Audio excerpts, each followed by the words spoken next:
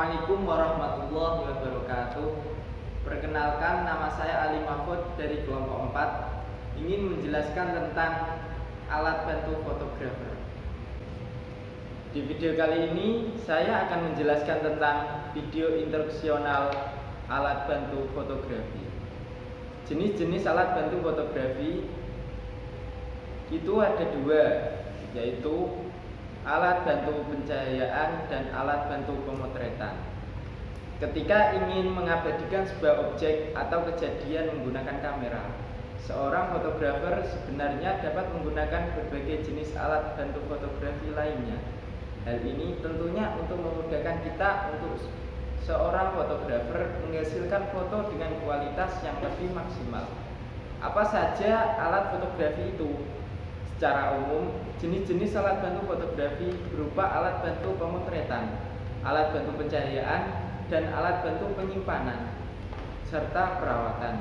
Nah, artikel yang satu ini akan memberikan penjelasan lebih rinci mengenai jenis-jenis alat bantu fotografi beserta fungsinya. Jadi, simak artikel ini sampai selesai ya. 1. Alat bantu pemotretan. Yang pertama yaitu background dan stand background. Background atau stand background merupakan alat yang digunakan sebagai latar belakang pemotretan di studio. Alat ini dapat berupa berbagai macam warna, gambar, dan pola. Stand background memiliki dua penyangga untuk menyangga background. Penyangga ini dapat digerakkan naik turun menyesuaikan kebutuhan. Yang kedua yaitu tripod dan monopod. Tripod dan monopod memiliki fungsi yang sama dalam pemotretan. Keduanya berfungsi untuk menyangga kamera agar tidak terjadi goncangan atau shaking saat pemotretan berlangsung. Perbedaan keduanya adalah tripod memiliki 3 kaki penyangga, sedangkan monopod hanya memiliki 1 kaki penyangga yang membuatnya terlihat lebih praktis. Yang ketiga yaitu tudung lensa. Tudung lensa berfungsi sebagai alat penghalang cahaya yang tidak diinginkan agar tidak masuk ke kamera dan menimbulkan flare pada hasil pemotretan. Flare dapat merusak hasil pemotretan karena dapat mengurangi saturasi dan kontras. Yang keempat adalah filter.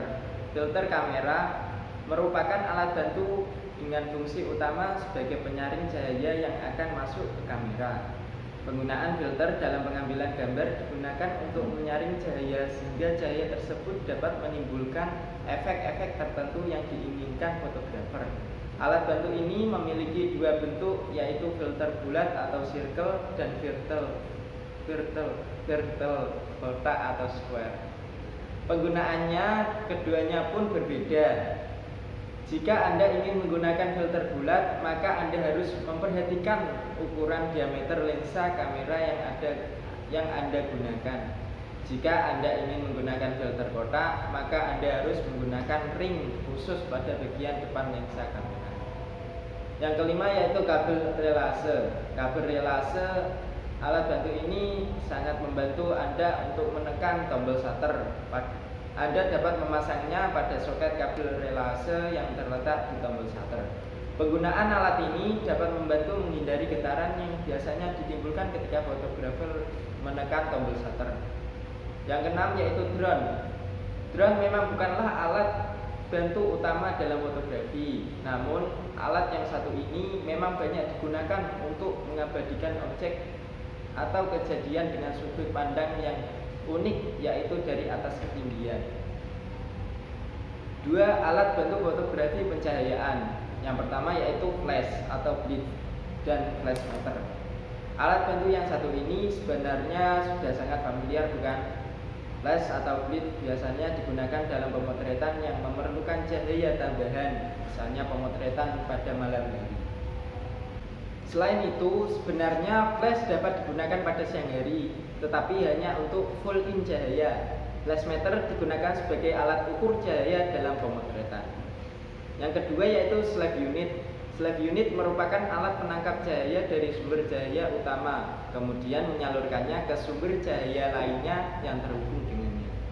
Yang ketiga yaitu holder atau bracket. Holder atau bracket digunakan ketika fotografer untuk menyangga flash tambahan dan slave unit. Alat bantu yang satu ini dapat dipasang di bodi kamera. Yang keempat yaitu payung reflektor. Alat bantu pencahayaan yang satu ini digunakan untuk mendapatkan sifat cahaya yang jangkauannya lebih luas.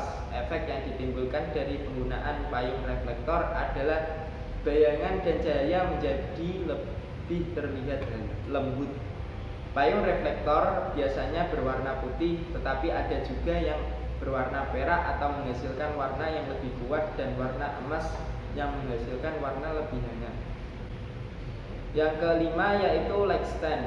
Light stand merupakan alat yang memiliki penyangga dan digunakan untuk menyangga atau menopang lampu studio. Yang ketujuh yaitu honeycomb.